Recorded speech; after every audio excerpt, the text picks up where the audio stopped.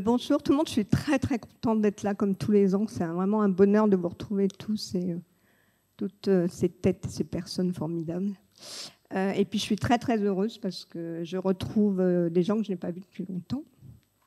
Virginie Kypriotis et Hugo Bienvenu. En fait, ils sont tous deux, ils sont multitâches, multicasquettes, auteurs, réalisateurs, illustrateurs. Voilà, scénaristes, etc. Donc ils font plein de choses. Et aujourd'hui, donc on va s'intéresser au clip animé et savoir si c'est un genre artistique à part entière et si c'est pas un peu le parent pauvre. Et je crois que les choses évoluent beaucoup actuellement du cinéma d'animation. Donc on va essayer de s'évertuer à définir le type d'écriture qui peut naître dans cet exercice singulier du clip animé qui va associer musique et images, et dont donc les moyens en termes de visibilité, en termes de technique. Je vais les laisser se présenter eux-mêmes, et puis on va démarrer par Virginie, ensuite Hugo, présenter leur travail, et puis après il y aura des questions-réponses et un échange avec la salle. Voilà, Virginie, c'est à toi.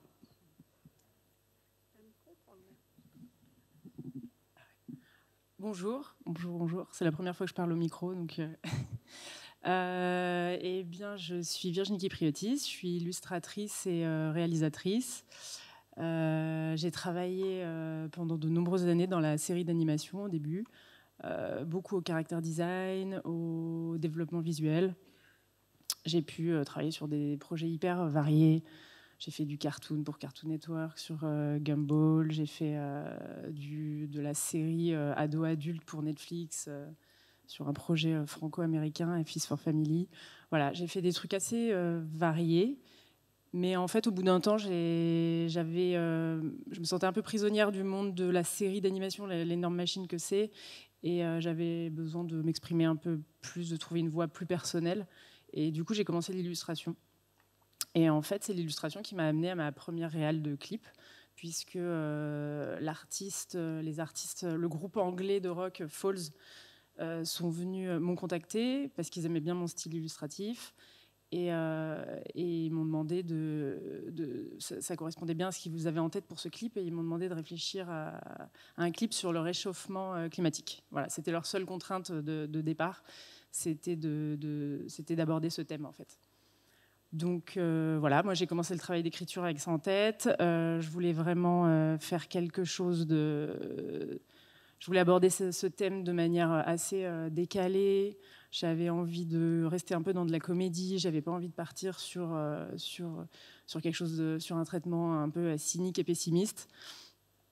Donc j'ai commencé à imaginer un personnage en fait de gorille qui pourrait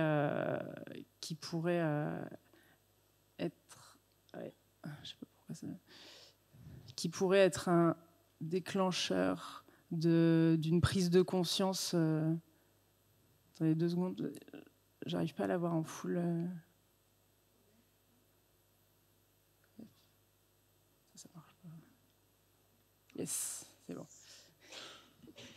Voilà, en fait, bon, voilà, je trouvais ça assez drôle au final que un animal puisse enseigner une leçon sur l'écologie à l'humain, et qui plus est un gorille qu'on estime être primitif.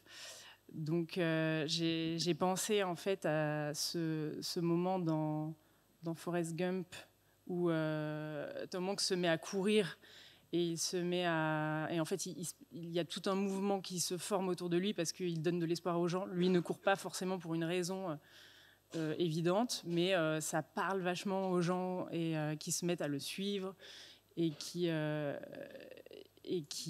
voit en lui un espèce de messie. Et je me suis dit, ce serait drôle que ce gorille se mette à courir tout simplement parce qu'il est effrayé par tout ce qu'il voit à la télé, le monde qui collapse, et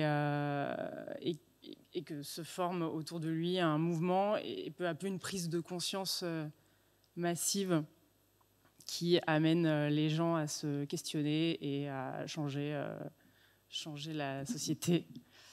Ouais, c'était hyper optimiste, hein. C'est limite un peu, pas débile, mais bon, ça reste très cartoon, quoi. Je voulais vraiment rentrer être dans un traitement un peu décalé, voire un peu absurde, quoi, parce que nous sommes tout aussi idiots, je trouve. Voilà, donc dans tous les plans, moi, c'était important pour moi de faire beaucoup de easter eggs, de mettre beaucoup de détails, de petits clins d'œil qui fassent marrer les gens, en fait, quand ils voient le clip, et qu'on ait cette espèce d'image miroir sur notre société, c'est-à-dire mais vraiment, ça craint. Voilà, donc parler de l'importance des médias, des réseaux sociaux, des influenceurs. En fait, ce gorille devient un influenceur et peu à peu, voilà. Je sais pas si on m'entend, oui. Comment tu as travaillé avec l'artiste? Est-ce que tu as donné des directives? Est-ce que le côté cartoon, en fait, c'était ton style qui avait généré cette envie de travailler ensemble? Et est-ce qu'il a validé? Comment ça se passe de travailler avec un auteur-compositeur, musicien par rapport justement à ta création? Est-ce qu'il a un regard dessus? Voilà. Ouais, ils ont vraiment laissé carte blanche au-delà du thème. Je leur ai envoyé un script, puis quelques recherches graphiques, les premières que je vous ai montrées au début du slide, et c'était validé. C'était vraiment, ils n'ont pas mis leur nez dans le développement par la suite. Tu as donné juste le concept de mettre le gorille à la place de l'humain et de trouver une mise en abîme comme ça. C'est parti, voilà. De façon très Warner Records était super cool aussi. Pas du tout de... Enfin, c'était vraiment très, très libre, en fait. Tu as passé combien de temps sur ce clip? Je pense que ça va assez vite. Hein. Je pense 2 mois. 2 mois entre le début de l'écriture, les designs, storyboard et après l'anime. C'est rapide, ouais. Et sur combien de minutes Ça fait 3 minutes 30, je crois. Voilà. Là, t'avais déjà une équipe avec toi ou... Ouais, bien sûr. J'ai bossé avec le studio Mathématiques et un petit studio de motion qui s'appelle Un œil sur tout, et avec qui j'ai l'habitude de bosser, et je les ai mis... ils m'ont suivi là-dessus, en fait. Je mets un petit extrait. Et en fait, sur cette première expérience, qu'est-ce qui t'a vraiment donné envie de continuer? Est-ce que c'est parce que tu as été recontacté tout de suite? Est-ce que c'est les labels qui t'ont contacté? Est-ce que c'est toi qui as proposé des choses aux artistes que tu aimais bien ou pour lesquels tu avais envie de travailler? Comment ça se passe en termes d'écriture et de contact? J'ai trouvé ça hyper facile d'écrire. J'ai vraiment aimé cette liberté qui était assez et la facilité aussi à financer un clip. Je trouve que ça va très très vite. Alors certes, la production elle est rapide, mais c'est entre le moment où ils m'ont contacté et le moment où le clip est sorti, c'est passé 5 mois, 4 mois, peut-être en comptant la promo et tout. Donc du coup, on est vraiment sur un rythme hyper. On reparlera des budgets tout à l'heure parce que je pense que ça doit être assez variable en fonction des fonds. Okay. Mais du coup, pour enchaîner sur la suite, effectivement, après, par la suite, en fait, d'autres artistes m'ont contacté, et notamment un autre projet sur lequel que j'ai réalisé pour l'artiste électronique Rhône, qui s'est amorcé un peu de la même manière, d'une manière tout aussi simple, en fait. On a commencé à se parler sur Instagram. Il m'a dit j'adore ton boulot, moi aussi, vas-y, on fait voilà, c'était vraiment vas-y, l'idée d'une collab née comme ça.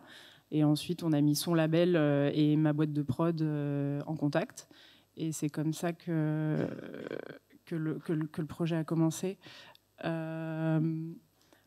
Ce projet, il a été assez différent dans l'écriture, parce que, en gros, c'est un morceau électronique qui fait partie d'un album qui a été lui-même pensé par l'artiste musical Rhône comme un ballet contemporain, une chorégraphie en fait qui a fait le tour de France d'ailleurs, avec le Ballet National de Marseille et avec la compagnie de danse contemporaine La Horde. Donc il y avait déjà une thématique forte d'effondrement aussi de la société. Les artistes sont hyper optimistes en ce moment. Et voilà, du coup, au-delà de cette simple thématique... Tu avais vu la chorégraphie ou pas du tout? Je ne l'avais pas vue du tout, non. Parce que c'était en plein Covid, enfin c'était juste après le Covid. Est-ce que c'est une bonne chose ou pas, à ton avis? Tu l'as vu après? Oui, je l'ai vu après. Mais je pense que c'est une bonne chose, mais c'est drôle parce qu'en fait le morceau lui-même a dicté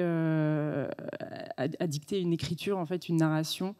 Et c'est en cela qu'au final, l'expérience sur cet autre clip est assez différente de celui-ci, parce que celui-ci, je suis partie vraiment sur une idée d'histoire que je voulais raconter à l'écran, avec un ton donné, avec un ton comédie, et comme le groupe me suivait, nickel.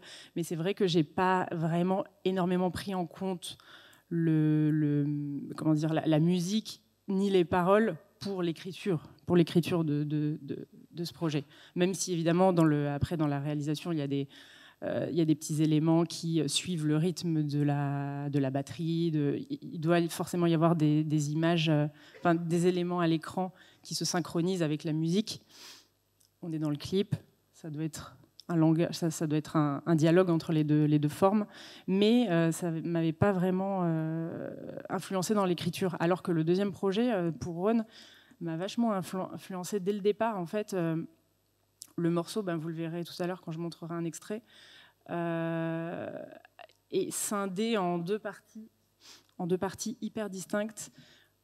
Toute la première moitié du morceau, ce sont des mains, des mains qui tapent dans des sons de bruit, des sons de mains qui tapent, des voix, des choses qui font penser à une ère assez primitive, et tout d'un coup il y a une fracture assez forte, et c'est un son hyper électro, hyper contemporain, hyper digital, et du coup je pouvais pas ne pas prendre la musique en considération pour l'écriture du projet. Donc j'ai commencé à suivre sa musique pour écrire l'histoire, en fait. Et peut-être les premières recherches, ça m'a vraiment... je me suis mise à réfléchir à un voyage, en fait, temporel qui nous emmène du début de l'humanité jusqu'à une société au bord de l'effondrement, en fait, une société un peu dystopique. Et pour illustrer ça, j'ai pensé vraiment à un mouvement de caméra vers l'avant, un long travelling avant qui nous emmène jusqu'à la fin, en fait. Alors là, ce sont plusieurs étapes de production. Pour faire du coup ce travelling avant, le plus simple, c'était d'utiliser la 3D et de venir caler sur la 3D, parce que je voulais quand même garder un visuel, une âme un peu 2D, de venir caler des éléments en 2D comme plaqué ou mappé sur de la 3D, en fait. Voilà, là c'est différentes. Donc c'est un espèce de long plan séquence, en fait. Exactement, c'est juste un mouvement de caméra avant. Et même graphiquement, au final, visuellement parlant, la musique elle-même m'a influencée, parce que j'ai eu envie de sortir de mon style illustratif habituel, qui est quand même plus cartoon, et parce que je trouve que ça matchait pas vraiment, en fait, avec la musique, avec cette musique. Donc ça a influencé aussi mon traitement graphique, en fait. Et le travelling, c'est hyper compliqué techniquement. Tu t'es pas dit je vais peut-être faire un truc plus simple où tu t'es... Non. Ouais, en fait, j'avais envie vraiment d'expérimenter. Je me suis dit, c'est ça aussi que permet le clip, je trouve. Je me suis dit, au pire, je fais un truc... Non, j'avais envie d'une expérience un peu immersive, en fait. Plus qu'une narration, plus que de raconter une vraie histoire. J'avais vraiment envie de cette immersion, et en fait le studio et encore une fois les labels, le label était hyper partant. Et là, t'avais combien de temps, là? Combien de temps Celui-là, c'était un peu plus long, je pense quelques mois, 3-4 mois quand même. Mais ouais, encore une fois, totale liberté. Parce que je leur ai dit, moi j'ai envie de tester d'autres choses, j'ai envie de faire un autre style. Enfin, j'ai envie de dessiner dans un style qui est pas forcément, que j'ai pas encore fait. Ah ok, bah, pas de souci, t'inquiète pas, ok, montre-nous quelques illustrations. Et puis voilà, c'était parti, quoi. Super. Donc pareil, à chaque étape de la production, je crois que je leur ai envoyé 1 ou 2 work in progress, et aucun super, bah, continue. Voilà. Et bah, peut-être, bah, voilà, bah, je vous montre un extrait du coup de cet autre clip qui est assez différent du premier.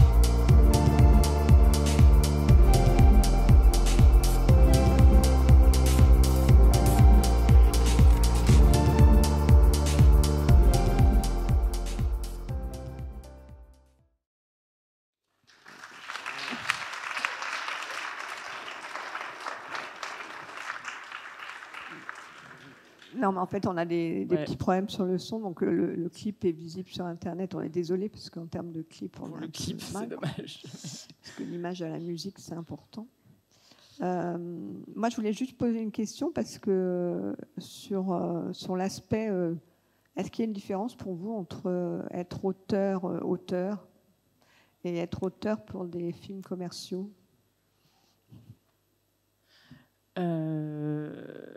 Oui. Je pense qu'il y a une différence, évidemment, mais tout dépend de comment on considère le clip comme un film commercial ou pas. Moi, j'ai l'impression quand même que le clip, c'est... alors certes, il y a une dimension commerciale parce que c'est un film promotionnel pour un artiste à la base, mais on est quand même sur 2 formes d'art qui se rencontrent aussi. Donc assez rapidement, il y a on est plus sur une collaboration, en fait, entre deux formes d'art qui se répondent.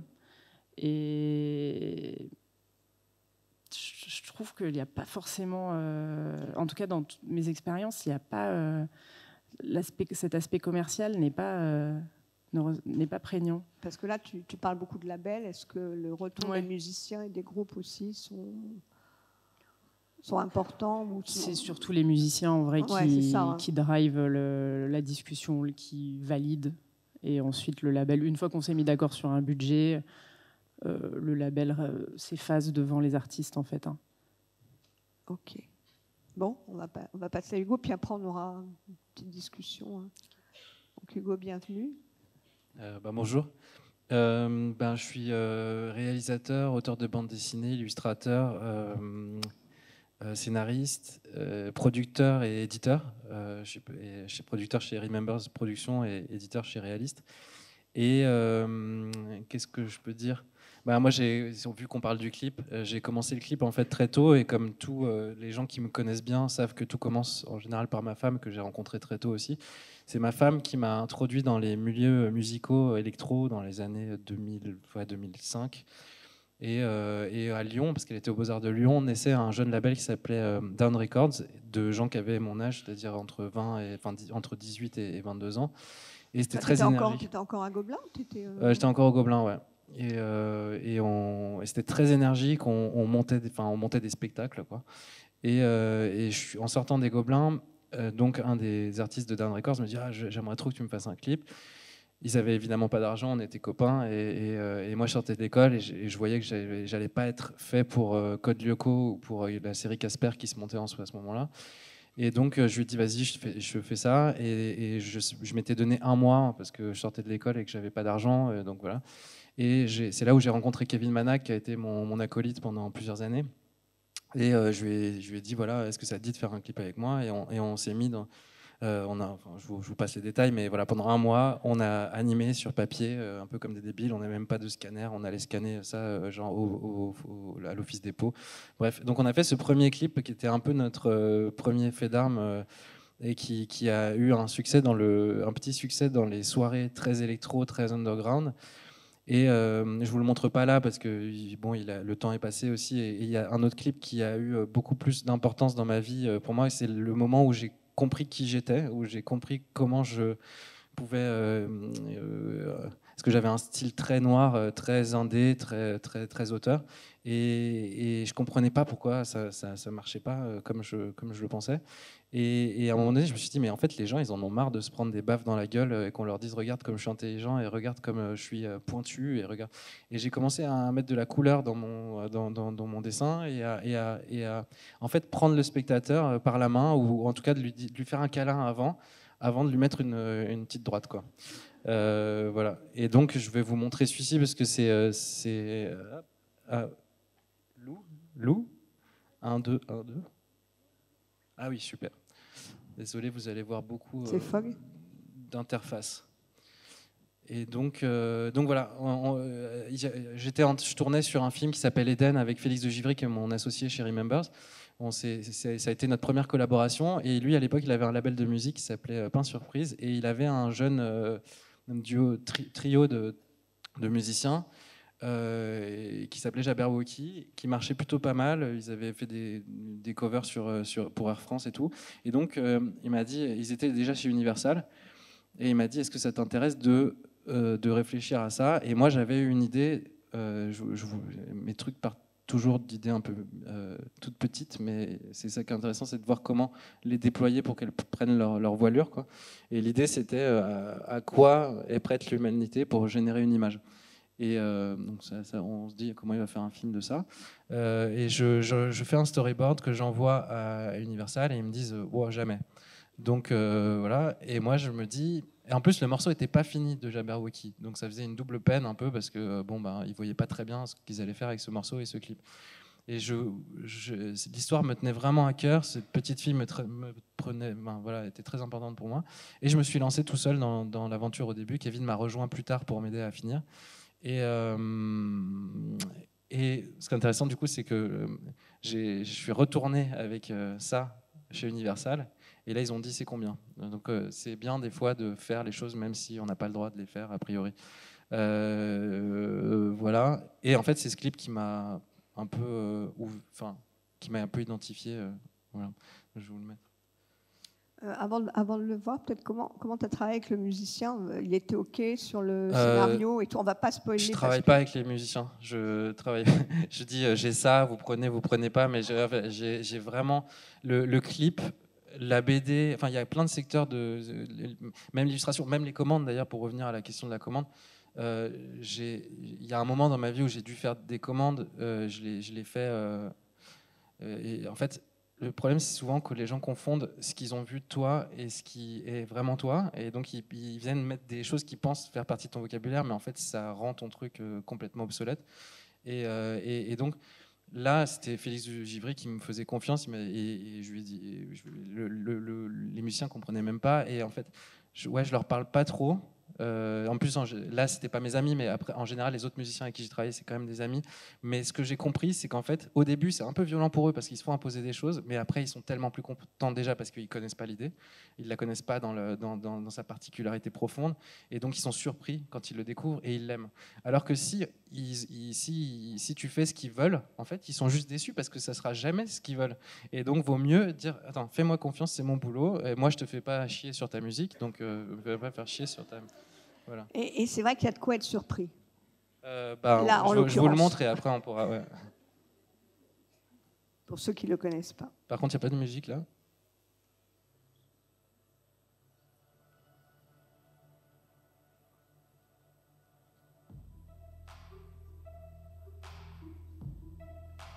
Une particularité, c'est qu'il a été fait sur papier, celui-ci. C'est mon dernier film sur papier, entièrement animé sur papier.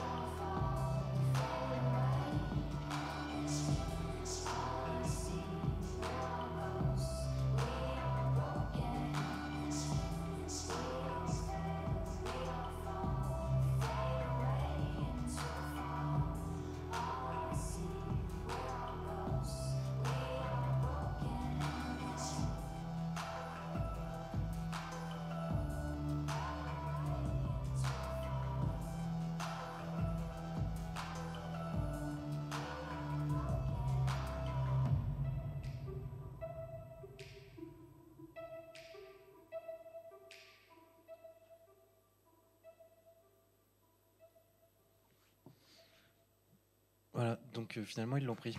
Et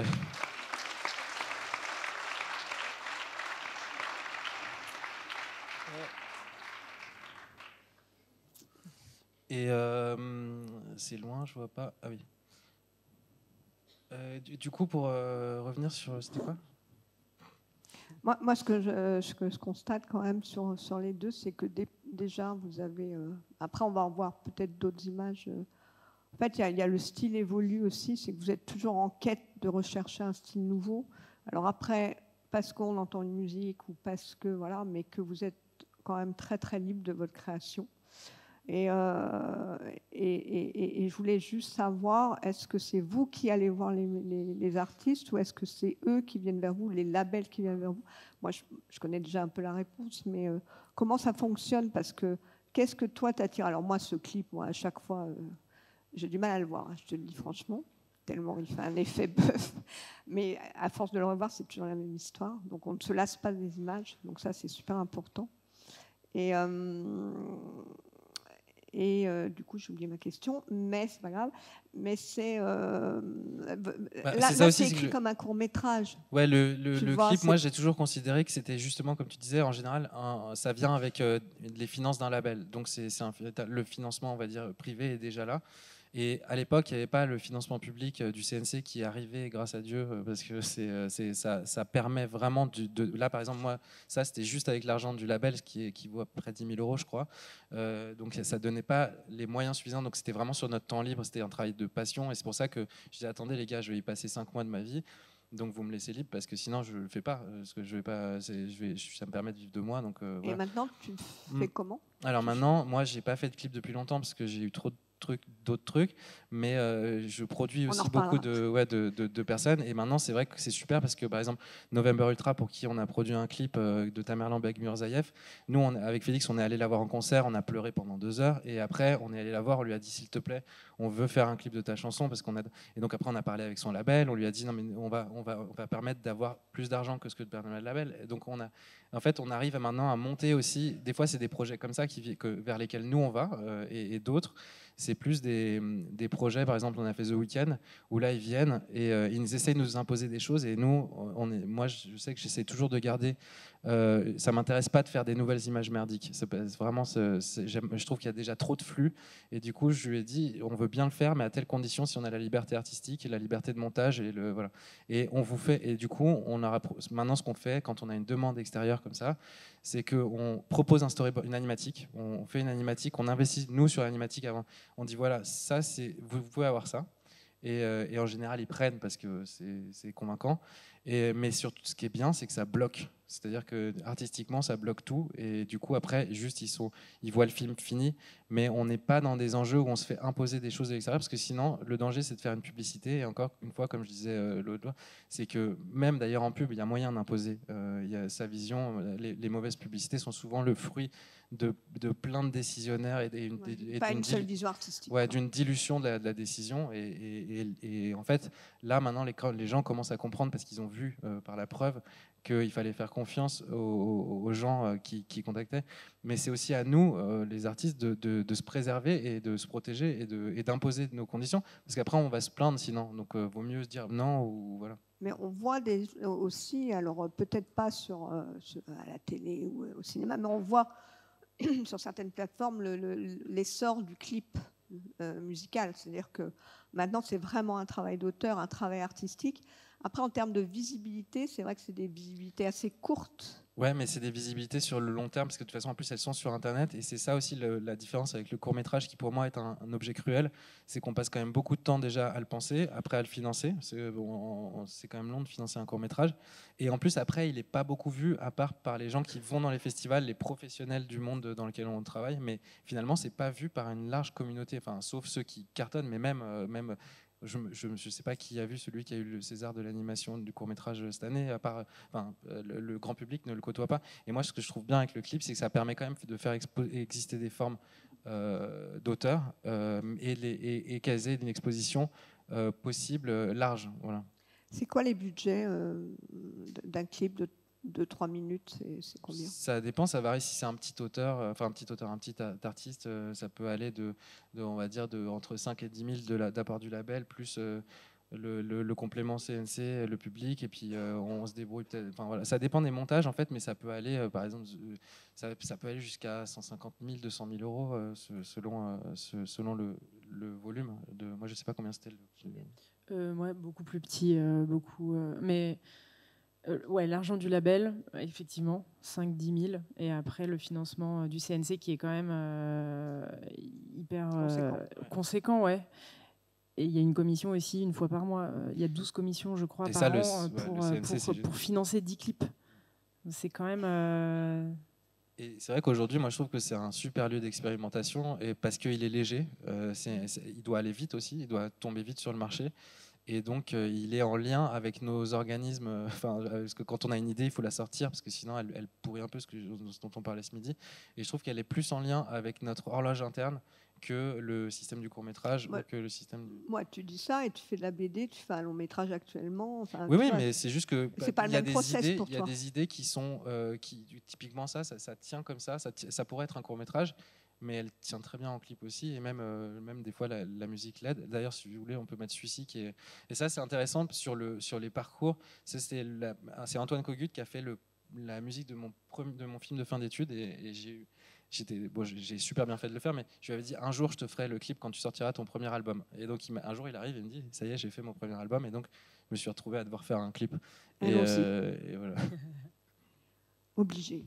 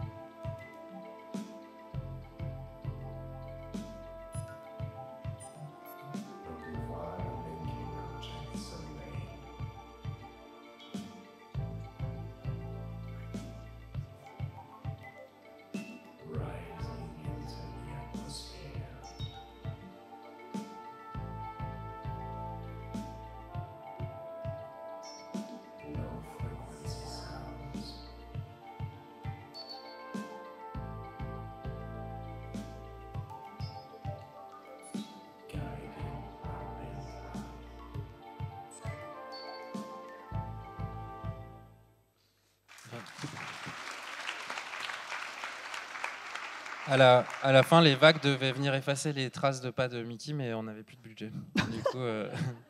Du coup, on est resté comme ça. Mais c'est intéressant parce que là, on n'avait vraiment pas de budget, mais on avait 0 € vraiment. Mais c'était un ami. Et en fait, j'avais eu cette idée d'un robot qui est le fils de l'humanité, en fait. Et je me disais, c'est quoi la fin de l'humanité? C'est quand le fils de l'homme va mourir, et le fils de l'homme, c'est le robot.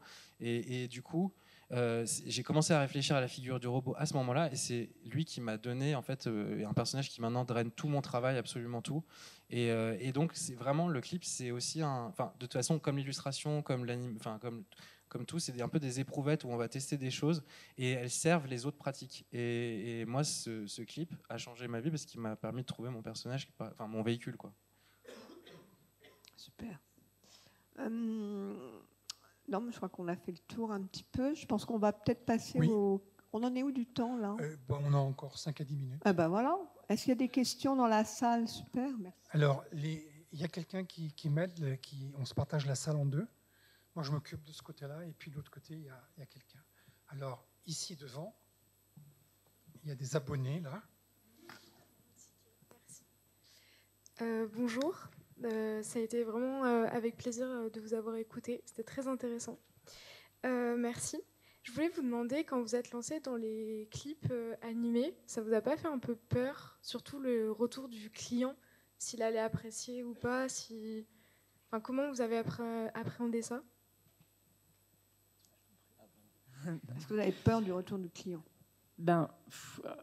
Encore une fois, moi, ça s'est passé de manière tellement organique qu'au final, j'ai vraiment eu pas du tout de crainte ou d'appréhension, étant donné que l'artiste a tout de suite émis l'intérêt et l'envie de travailler avec moi. Donc c'était hyper... c'était un luxe, quoi, quelque part. C'était vraiment pas de stress, beaucoup moins qu'en pub ou dans toute autre sorte de projet. Moi, c'est assez simple. L'expérience fait que tu sens quand ça va pas marcher, quand ça va être chiant. Alors quand tu es jeune, tu fais l'erreur, parce que il y a un grand publicitaire qui disait ça, c'était quand ça sent la merde, que ça a le goût de merde et que ça a l'air d'être de la merde, c'est que c'est de la merde. Donc faut pas y aller. Et en fait, on apprend à identifier ça au fur et à mesure, et c'est vrai que le clip, encore une fois, c'est pas non plus l'économie de la pub. Donc si tu sens qu'on va te demander de faire un travail publicitaire, tu lui dis bah écoute, c'est pas ça pour ça que j'ai été engagé, et puis tu n'en vas. Et même en publicité, c'est exactement la même chose. Quand on te donne un brief et que tu sens qu'il va engager plein de problématiques techniques, humaines, voilà, bah tu peux aussi toi dire écoutez, je peux peut-être vous proposer une autre solution, parce que ce brief va créer que des problématiques techniques. Je vous propose de vous montrer les solutions artistiques, et en fait, parce que chaque problématique technique ne génère que des solutions techniques, alors qu'une solution artistique ne génère que des problématiques artistiques, et c'est ça qui est intéressant. Donc en fait, souvent quand on a un client en face, soit tu dis bon non désolé je peux pas en être parce que tu sais que ça va être cruel, soit tu peux te protéger et être assez intelligent pour l'emmener vers de l'artistique, et en général il est plutôt partant, et il faut l'emmener dans cette aventure et lui montrer que ça va être beaucoup plus calme, beaucoup plus joyeux, beaucoup plus intéressant au fond pour lui même. Et donc c'est aussi notre boulot, c'est d'amener, encore une fois montrer aux gens que ce qu'ils veulent, c'est pas forcément ce qu'ils veulent. Ils sont pas venus te voir pour ce qu'ils pensaient être ce que tu fais. Voilà. Parce qu'on est vite mis dans des cases quand même. Et du coup, il faut montrer que ta case, elle est peut-être plus large que le tout petit truc. Voilà. Alors, j'ai fait une erreur dans la répartition. En fait, on coupe la salle comme ça, horizontalement. Voilà, alors il y a quelqu'un au milieu, là, vous pouvez passer le micro. Et moi, je circule aussi comme ça. Voilà. Isabelle. Bonjour. J'avais deux petites questions. Une première un peu bête, mais est-ce qu'on a besoin d'aimer la musique qu'on vous propose pour faire un bon clip? Vous n'avez pas parlé de ça, c'est-à-dire que, je ne sais pas moi, quelqu'un vient me voir, me fait écouter la musique, je me dis j'aime ou j'aime pas quand même avant de me lancer. Et vous n'avez pas parlé non plus, on a l'impression là que vous aviez des idées d'univers, d'histoire à développer, et que on colle les deux, mais est-ce que vous écoutez beaucoup le morceau, vous imprégnez, vous travaillez en musique, et est-ce que le morceau inspire aussi des univers, des séquences? Est-ce que vous montez avec le morceau sur cet aspect un peu osmose entre les deux? Virginie? Alors moi, je trouve qu'on n'a pas forcément besoin d'aimer le morceau. À vrai dire, je connectais beaucoup plus avec le morceau de Rhône électro que celui de Falls, un petit peu intense. Mais en fait, la liberté offerte était tellement cool, et le thème, la possibilité d'écrire une histoire qui me plaisait, et cette carte blanche était tellement satisfaisante que j'ai passé outre. C'est pas comme si je détestais la musique non plus, hein. Attention, c'est pas... mais c'était pas, je serais pas forcément allée les démarcher, quoi. Bon, voilà. Et effectivement, je trouve que la réflexion autour du clip peut être amenée, enfin l'écriture peut vraiment être amenée de différentes manières, vraiment.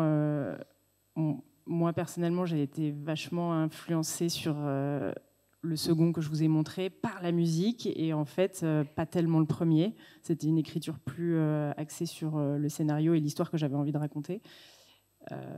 Donc je pense que ça peut s'appréhender de de plusieurs manières, en fait. Je pense qu'on peut vraiment amener deux visions de créateurs entre l'artiste musical et l'auteur et le réalisateur.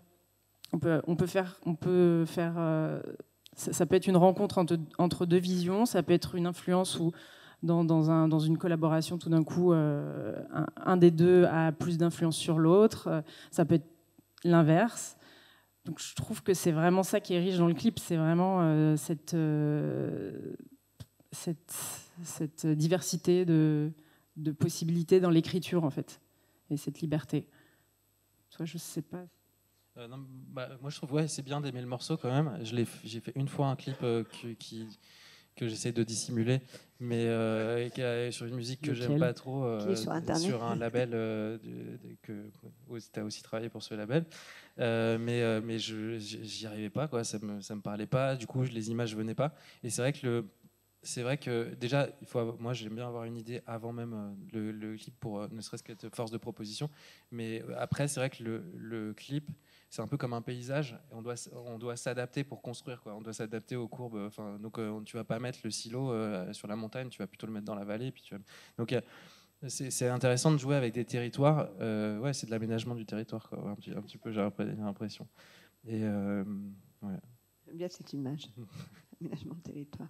Une autre question ? Oui, alors c'est pour moi. Bonjour. Du coup, moi, je me demandais si, pour la suite, vous aviez une idée de comment vous voudriez vous investir dans l'avenir du clip ou de l'animation en général, et en termes d'innovation, technique graphique, tout ça. Vos projets actuels et comment vous allez évoluer par rapport au clip. Moi, personnellement, là, ça fait 1 an ou 2 que j'ai pas fait de clip. Et là, en faisant cette intervention, ça me donne vraiment envie d'en faire un et de tester des nouvelles choses, des choses que j'ai écrites, peut-être des nouvelles techniques. Voilà, ça reste encore assez vague. Je fais... Apparaître maman. J'ai un projet de court-métrage dans les tuyaux. Je fais une scénographie à la Maison de la Radio dans 3 mois, fin janvier. Pour 3 jours, voilà, je fais des trucs assez variés en fait. C'est quoi la question l'avenir du clip. L'avenir du clip et vous, comment vous vous inscrivez moi, j'aimerais bien avoir le temps d'en refaire parce que c'est vraiment une forme que j'aime énormément. Je trouve que c'est une des formes les plus pures aujourd'hui avec la bande dessinée, peut-être parce qu'il y a peu d'interlocuteurs, ça permet d'emmener des formes assez loin et de défricher. Mais je suis content de pouvoir en produire beaucoup. On en produit 4 ou 5 par an et c'est toujours agréable de voir justement ce qui naît sous les mains des dessinateurs, sous les mains des musiciens ensemble, quoi. Et c'est vraiment un terrain de défrichage, quoi. Oui, parce que toi, vous en faites beaucoup à 4 ou 5 par an. Ouais. On essaye de faire que ce qui nous plaise vraiment. Et ton actualité, avant qu'on arrive à clore cette table ronde. J'ai sorti une petite BD sur ma fille. Et puis je travaille sur un long métrage. Il en est où alors le long ? On est en train de finir l'animatique et on commence le layout le mois prochain. Et voilà. Et il reste 2 ans de travail, je pense. Donc peut-être l'année prochaine. Alors une petite dernière pour Hugo, pour reprendre sa phase un peu provoque. Je ne travaille pas avec les musiciens. Il y a quelque chose d'intéressant dans le clip, c'est le rapport de l'image et du son, le synchronisme, le rapport au rythme. Comment est-ce que tu fais pour tirer parti de ça ? C'est à la fin, c'est pendant, sur des parties du morceau Ce que je veux dire par je travaille pas avec les musiciens, c'est que je travaille pas avec eux, je travaille sur eux, je travaille sur la matière qu'ils ont produit.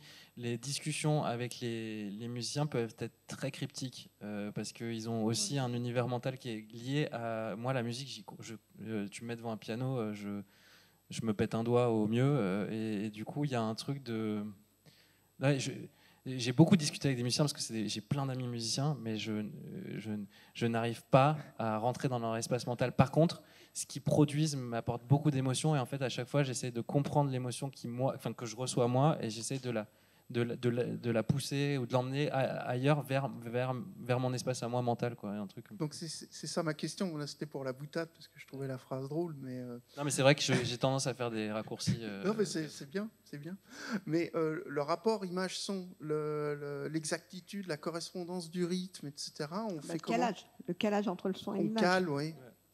C'est par plan, on fait des choses à l'intérieur, ça je crois concerne que c'est l'animation. Steven Spielberg qui disait que c'était, comment il s'appelle, son musicien Williams, qui corrigeait ses films à la musique.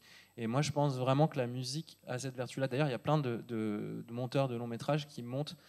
Des fois, ils savent pas comment monter une scène, ils mettent un morceau en dessous, et ils montent, et après, ils voient ce que ça donne. Et en fait, c'est vrai que la musique peut être un bon guide parce qu'elle a un tempo, parce que, enfin voilà, et c'est vrai que moi, je sais que ça m'aide souvent à découper, savoir quand est-ce que faire une césure, quand est-ce que le plan est un peu trop long, quand est-ce que être juste sur une temporalité. Voilà. Et surtout, ça, c'est en animation spécialement. Bon, en live, ça existe un peu aussi, mais c'est pas confondre la longueur et la durée. Et c'est vrai que la musique nous aide à ça beaucoup. Merci. Merci. Vraiment, c'est la toute dernière alors. Parce qu'on va rogner sur notre temps de pause. Pardon, merci beaucoup. J'avais une question. Si vous aviez un conseil à donner à des personnes qui voudraient faire du clip maintenant, mais qui n'ont pas forcément des contacts, parce que les labels, c'est pas toujours facile à aborder. Enfin, c'est un milieu qui peut être parfois un peu fermé, le monde de la musique. Est-ce que vous avez des conseils à donner ?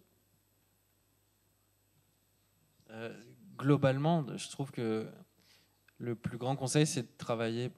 Ton travail va amener les gens qui sont sensibles à ton travail, et du coup tu vas avoir les gens qui sont bien pour toi parce qu'ils viennent chercher quelque chose qu'ils aiment chez toi, alors que si tu vas vers eux et que tu leur imposes un peu, je veux faire déjà le désir, c'est souvent de pas avoir besoin, dès que l'autre sent que tu as besoin de lui, c'est un peu gênant. Donc il y a un truc, ça c'est général, mais ça s'applique vraiment dans tout en fait, dans le travail. Faut être assez indépendant et travailler, pas se soucier du réseau ou de ces choses-là. C'est quelque chose dont on parle beaucoup, mais ton réseau, il va se faire naturellement par la nature de ton travail, par la qualité de ton travail. En tout cas, moi, c'est comme ça que ça s'est passé. Et ça va t'amener des personnes, du coup, qui seront hyper agréables à travailler. Voilà. Mais ça veut aussi dire avoir un goût et un appétit pour ça, aller en concert, rencontrer... Enfin, ça veut dire aussi... je suis sûr que tu as des amis qui font de la guitare, mais ça veut dire leur parler, tout d'un coup faire un essai sur un petit morceau de leur truc. Enfin, voilà, ça veut dire déjà mettre les pieds dans le bain, quoi. Et en fait, bizarrement, l'univers le sent et te le renvoie. Voilà. Merci. Merci beaucoup. Merci.